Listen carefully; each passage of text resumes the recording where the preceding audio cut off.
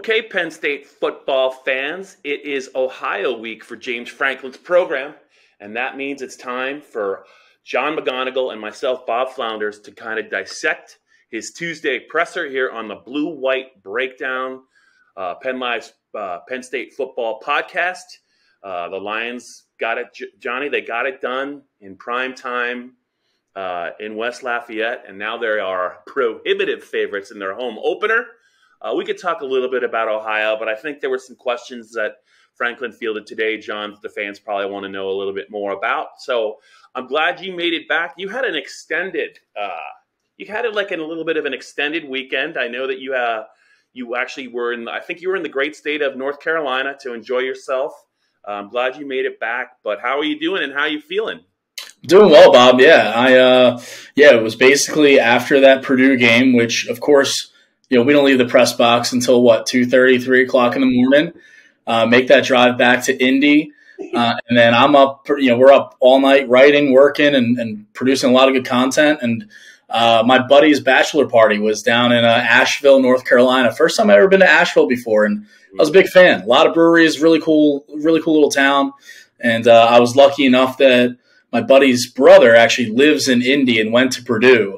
And he picked me up at the hotel and drove us down to Asheville. And he was commiserating a little bit. He was upset that that Brom had passed the ball 12 times in a row in the fourth quarter, as he is, he is right to be upset with that.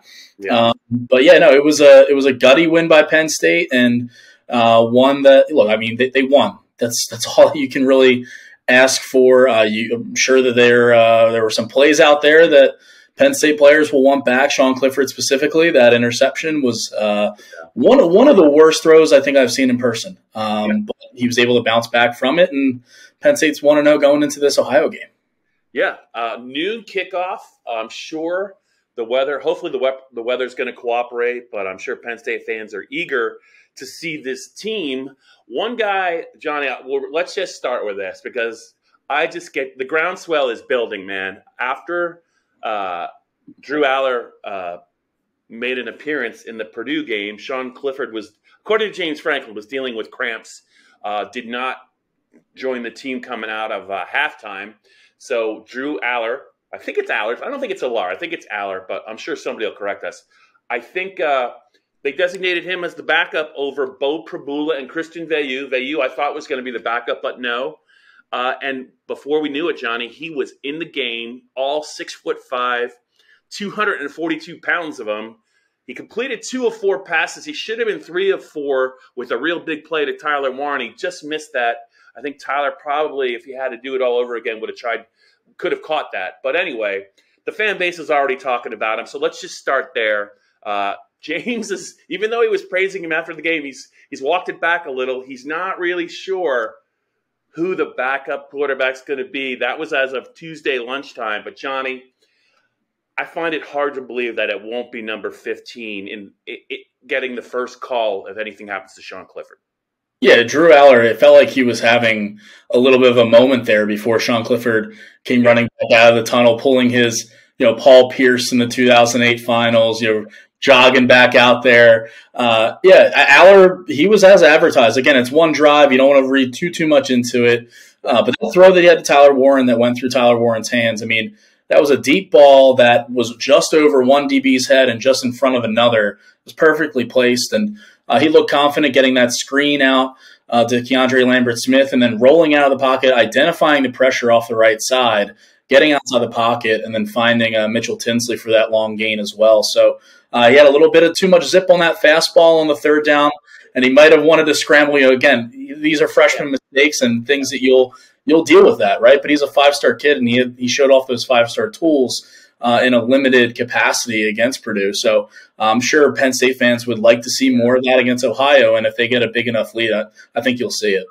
Yeah, you made a good point. That's the one thing I would say about Drew, and it is not a criticism because that's quite a way to debut, right? In prime time, in a very contentious game, and all of a sudden you're the quarterback. But there were a couple of plays. He wasn't on the field very long, but had he wanted to scramble and run, Johnny, there were some yards for Drew to have. I know he's not your prototypical running quarterback, But yeah, that's one thing. I'm really curious to see what Mike Yurcich and James Franklin maybe said to him about that, or because if they're easy yards to pick up and then just get down, maybe that's something he can do moving forward. But that we're just quibbling.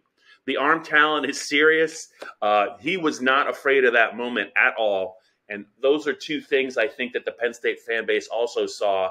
So I think there's a chance we'll probably see him again. But I do think this in the transfer portal age, Johnny, you got to keep all those guys kind of happy. If you want them to be around and you want it to be a true competition, I'm not sure it is anymore. I mean, they're going to have to probably play a couple of these guys. And this is the week, Johnny, right? Ohio week. If they're not, unless there's an injury, it's not going to be Auburn. I don't know how many opportunities they'll be in Big Ten play to take a look at multiple quarterbacks. But this sure seems to be a spot where if Penn State's up by 24 late in the third quarter, early fourth quarter, it's time for Sean Clifford to seed the floor and get these guys in the game. Yeah, and look, if Sean Clifford hadn't rectified his mistake of that interception and had an 8-play, 80-yard touchdown drive, I think we'd be having more of a conversation here. Look, if Penn State loses that game, I think there's more of a conversation there with Allar and what the future of the quarterback position is, and more so about the present than it is 2023 and beyond that. But again, Clifford, who was the Big Ten co-offensive player of the week, by the way, Bob. I'm sure you saw that. Look, he had five touchdowns, and so credit to him for that and for the final drive. But yeah. I'm sure that there were some upset Penn State fans and some Penn State fans yelling at their TV for Allar, and that won't stop, especially if Allar gets in against Ohio and he did what he did, prime time against Purdue. You would expect him to do well again against Ohio. You'd expect Christian Veilleux to do well as well. So, yeah, I'm interested to see how many quarterbacks play. I'm interested to see the running game and how those carries get split up, because we did see them go, series with Kevon Lee, Nick Singleton, and Katron Allen. Katron Allen had a nice little run, by the way, there on the final drive, that 8-yard run that opened things up a little bit for Penn State's offense. So good, solid, I would say, early returns for those two freshman running backs. They showed a little bit of a different gear, different burst. And if you're a Penn State fan and if you're James Franklin, you definitely want to see that again against Ohio. I agree. And just to set the record straight, Johnny, technically Sean Clifford was responsible for 6 touchdowns in the game, not 5. Jeez. It's that one touchdown, I think, that still has Penn State fans just kind of holding their breath with him as a 6th-year player. You mentioned it was not. I mean, he had, I think it was Tinsley. Wide open. Wide open. Kevon Lee had just run for 12 yards. It looked like they were getting ready to take over the game. And if he hit Tinsley there, who knows what Penn State would have done to finish that drive. But, yeah, that pick 6, boy, that's still that's reason for some nerves when it comes to Sean. But he was pretty much flawless on that final drive after 2 drives in which he was not flawless. He got it right at the end. Yurcich called, I thought, some really nice plays. He got a lot of people involved. So, yeah, I want to get to what you mentioned, the running game, and James was kind of asked about that. They're breaking in pretty much. I mean, Olu Fashanu was his second start. Landon Tengwall now at left guard. He was a tackle in high school. Sal Wormley got the start at right guard, and they actually used Hunter Norzag quite a bit, I think, in the second half. But there were a lot of moving pieces to get that running game going. Purdue's by no means a great run defense, but I think their long game was 12 yards. James talked about it. He said, we got to get more explosive plays in the running game. That's going to be a focus. And he thought there were a couple times where if they could have made a guy miss, either just past the line of scrimmage or in the hole, they would have had some explosive plays. But that's going to be a focus. They should have a much better chance, I think, against Ohio. But the run game, the talent of the 2 freshman runners, Johnny, I think it's apparent. Their quickness. They don't go down after the initial hit. They fought for some extra yards. The only thing that's really missing is maybe a couple of breakaway runs that if they start to happen for this offense, it's going to take some pressure off Clifford and those receivers. Yeah, those 3 running backs, Allen, Singleton, and Lee, combined for 83 rushing yards, which is not what you want. You want that number to be around 150 if you're Penn State, especially how they committed to the running game early. And that was one thing that it felt like it was a real point of emphasis something that Franklin was really sticking to. I mean, when Singleton came in, he ran 3 times in a row. And I think it was telling, I'm sure that they already had this set. Like, all right, Kevon, you take the first drive, and then Nick, and then Katron. But, to trust Nick Singleton, a true freshman, to go in when he did, backed up against their own 4-yard line and hand the ball 3 times in a row. That 9-yard run right off the bat, I think, kind of set the tone for what he could be. And Katron Allen had a similar run as well. So, again, I think you're encouraged with what those 2 guys did. I think you're encouraged by Kevon Lee, his contribution to the game-winning touchdown and the trust that you have in a veteran. I say veteran in air quotes. I mean, the kid's a sophomore, but he's the older of the eldest of the 3. I think you're still going to see a commitment to the running game against Ohio. Try and establish that, just so you have something that something on tape, something that you're confident in going into Auburn, because Sean Clifford has all the experience in the world, right? He's a 6-year guy, but you don't want to be one-dimensional going into an SEC road game. So we'll see if Nick Singleton and Katron Allen and Kevon Lee can get that thing really rolling against the Bobcats. Yeah. So when we talk about Penn State's passing game and you look at the stats for their Purdue game, there is a lot to like. I mean, they had almost 200 yards after the catch. Most of that was the receivers and the tight end. Brett Strange had that huge play right before halftime where if he had been tackled in play, I don't think they would have got another playoff. 67-yard touchdown right before half. That was huge. Keandre Lambert-Smith caught like a 4 or 5-yard pass and turned it into a 29-yard touchdown. They really, really hurt Purdue, which did not tackle well, by the way. Purdue did not tackle well. But yards after the catch were a big deal in that game, and that Penn State had to go against Purdue without one of their most talented skill players in Theo Johnson. You had a chance to ask James Franklin, Johnny, about maybe Theo Johnson moving forward, and you're never really going to quite get a confirmed 100% yes or no answer from James when it comes to a player and his status when he doesn't play the week before. But what did you take away from maybe what he said about Theo Johnson, but also not only that, but how not having him, because he did travel, they were hopefully would play, how not having him kind of hampered them a little bit. Yeah, Bobby, you know as well as I do that when it comes to injuries and James Franklin, he doesn't like to give much away. You kind of have to phrase your question the right way. And so the way I phrased it was like, hey, was there a chance that Theo Johnson would have played against Purdue, because he traveled with the team. He was on the sidelines, but he did not suit up. The only guys that suited up at tight end were, Brenton Strange, like you mentioned, had that touchdown. We talked about Tyler Warren and then Khalil Dinkins as well.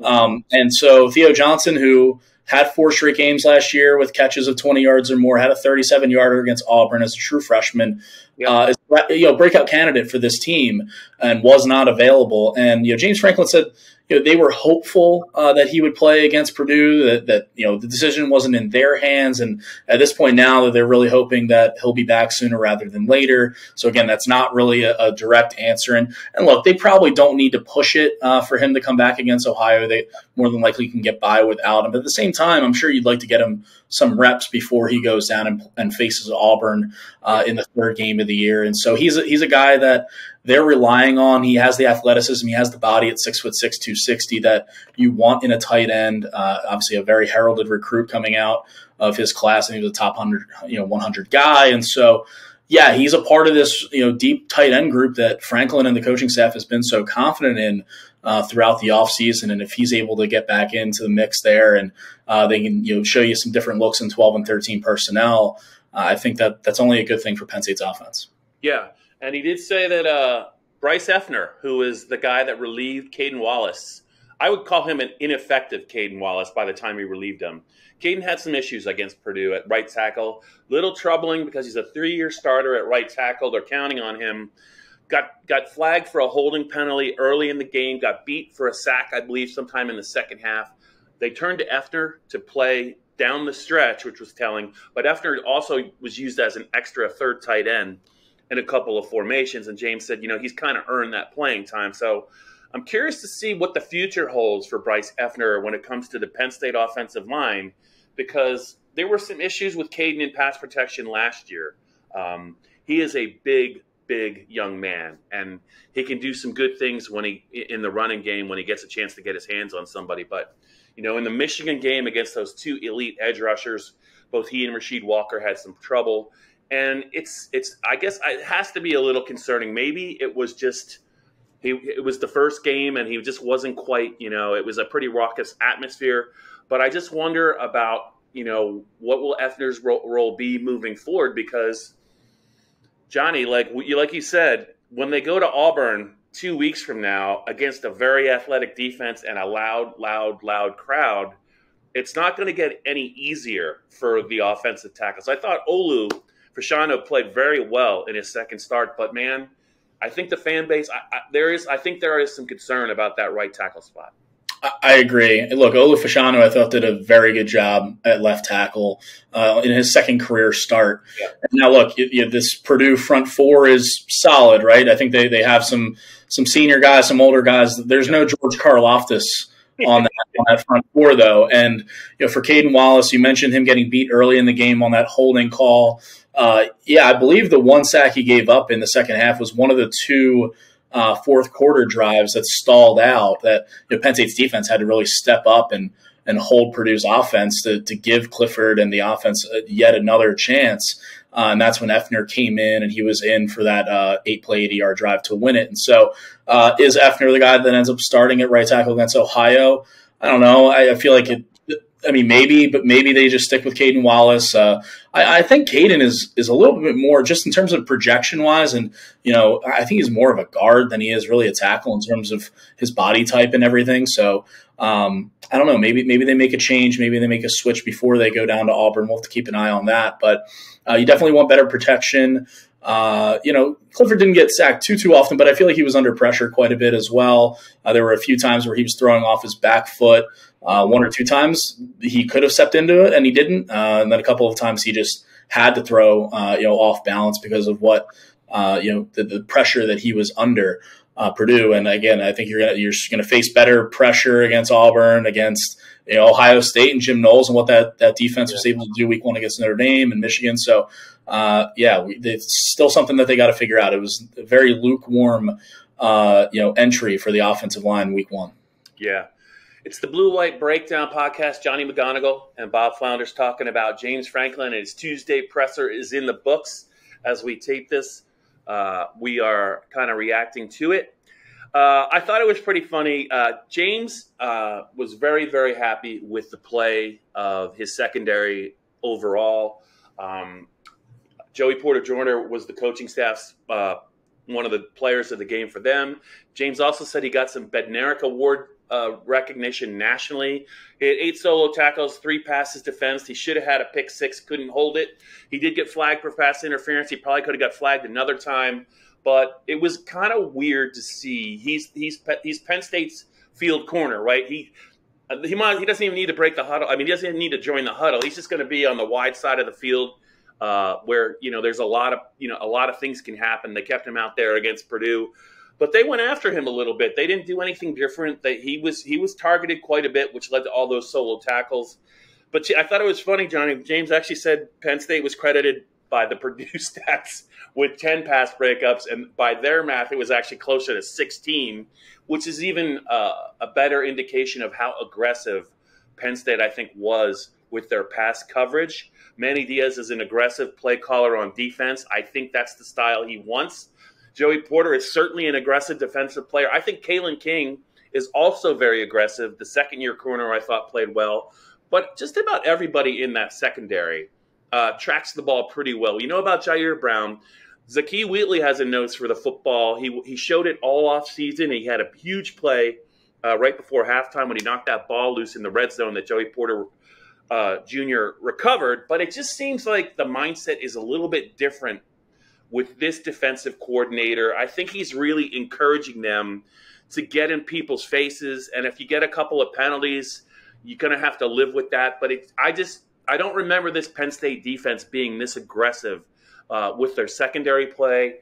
It can be a boom or bust thing, Johnny, but I think that's the way you're going to have to play when you go up against some talented offenses and you need to get stops. I mean, once in a while you're going to look bad, but if you want to get off the field against some of the quarterbacks they're going to see, I think sometimes aggressive is the way to go.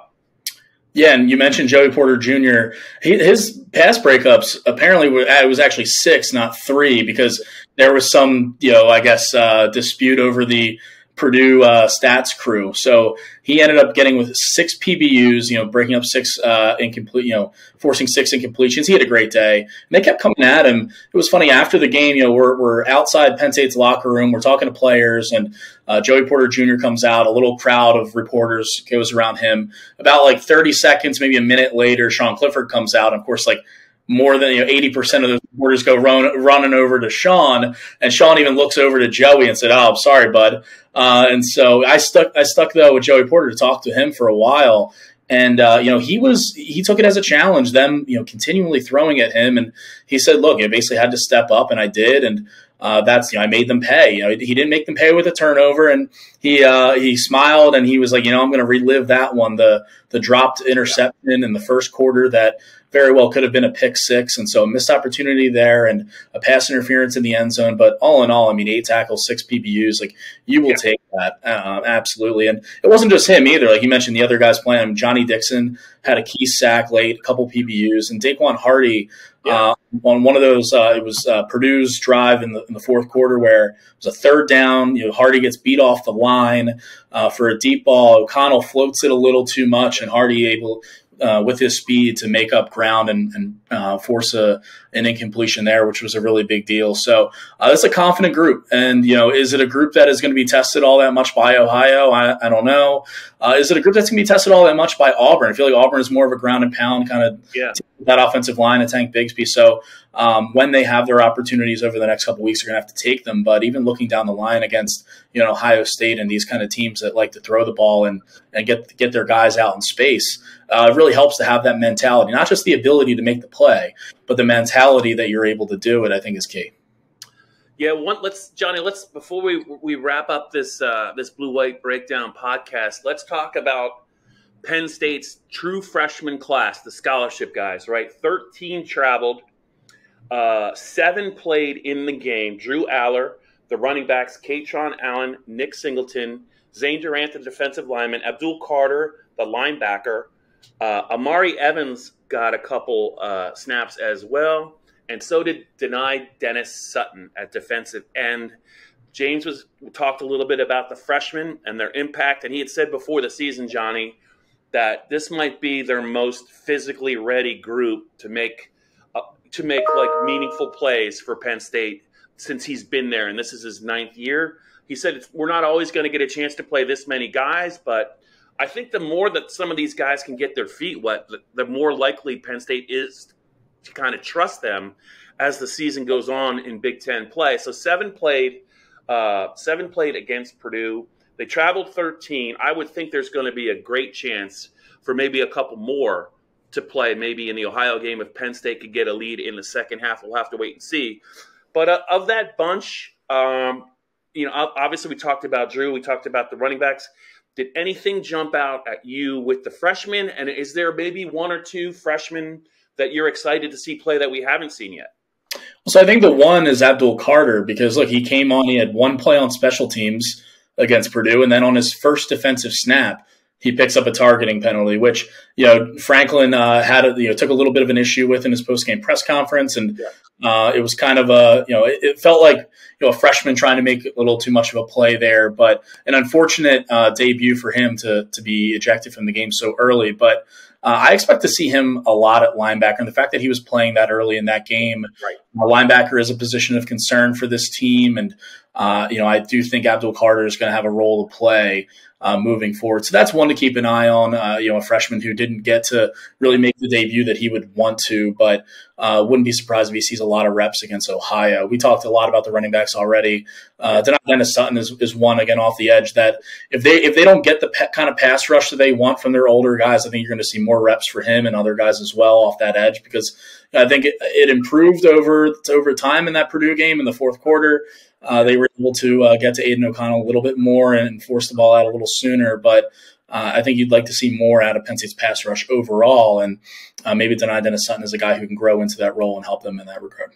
Yeah, I'm with you. He's the guy that I think that intrigues me the most. You look at what Penn State did with their defensive end rotation. Nick Tarburton, I think you pretty much know what you're going to get from Nick. Deast Isaac, first came back from the Achilles injury. I think it might take a little bit more time for him to get going, but they really do believe in him. He was one of the top recruits in the 19 class. Chop Robinson, when they absolutely needed to get some pressure, I think it might have been the last snap of the game. He just destroyed that right tackle off the edge and really ended that play. The play had no chance. And Amin Vanover even did some nice things. James Franklin singled him out for a hustle play where he went about 25 yards down the field and might have saved a touchdown with his hustle to make a tackle. It is a talented group, but boy, Dennis Sutton is an intriguing guy for me moving forward. I would like to see him. Get a couple of series against Ohio, especially in a game where Penn State's up 3 scores and Ohio's going to throw the ball. Let's see. The more reps he gets, he was an August arrival. He was not a January enrollee. I think the more reps he gets, Johnny, I think you're going to see him really start to catch up and catch on quickly. So anything else for you on this edition of the Blue White Breakdown podcast? I still have one thing to tell Penn State fans, but I'm going to wait to see if you have anything left for this edition of the podcast. No, I think we covered just about everything. We talked about Theo Johnson. We talked about Drew Allar and the freshman running backs. I think that's kind of what we wanted to cover. Just the big thing with Ohio, right? We're going to see a lot more guys this game. We're going to see, again, as long as everything goes to plan for Penn State. We know what happened 10 years ago when Penn State played Ohio at home, their home opener. So as long as something like that doesn't happen, as long as this thing is out of reach early, then you're going to see a lot of guys play. Yeah, I agree with you. I think Penn State Open is about a 24-point favorite, but every game's kind of different. And this is a game where it's the big emotional effort against Purdue. You got another road game at Auburn, 2 weeks away. So this is one of those games where you can kind of look past it a little bit, and hopefully Penn State won't do that, but you just don't know. So before we wrap this up, Johnny McGonigal and Bob Flounders. Hey, so Penn State fans, when we post stuff on PennLive, whether it's Johnny, myself, David Jones, Joe Hermit, anything about Penn State football, check out the tag we have near the bottom of our stories. It goes something like this. If you think you know Penn State football, play the PennLive prop bet showdown for this week's Penn State-Ohio game for a chance to win prizes. And we're talking about cash prizes, I believe. Hopefully we are, or else I'm going to get yelled at by my boss, Chris, but I think they are. Anyway, you can click here. You go to PennLive.com, prop bet showdown PennLive.com. Look for that tag, that link near the bottom of all of our stories this week. And I think that's a contest that's going to continue throughout the Penn State football season. There are, I think, our weekly prizes where you have to answer 10 prop questions. If the one that gets them the most right or gets all of them right, you win something. And I think they keep score, or they do something at the end of the year where you can win even more money. You got nothing to lose, Penn State fans. You're probably going to get more prop bet questions right than either myself or Johnny, because we're too focused writing about the Ohio Bobcats and the Penn State Nittany Lions. New kick Saturday. Johnny, I know you're looking forward to it. You're a guy that's been on the Penn State beat before. You know Beaver Stadium and State College well. So I'm sure you're looking forward to your first home game back. I really am. Yeah, I'm looking forward to it. It'll be good to get back into town and get back in that press box and see if it starts shaking like it always does. But yeah, I'm very excited for first game back at Beaver Stadium, Bob. Yeah, I'm super psyched you survived your bachelor party weekend. I was a little nervous when you told me what the schedule was. I'm not going to reveal what was involved, but anytime it's a warm weekend in North Carolina, it's a lot of breweries. I'm like, all right, hopefully I'll see Johnny on Tuesday, but if not, I'm prepared for the worst. I got the best, though. I got the best. You look hale and hearty, so to me, that's a win.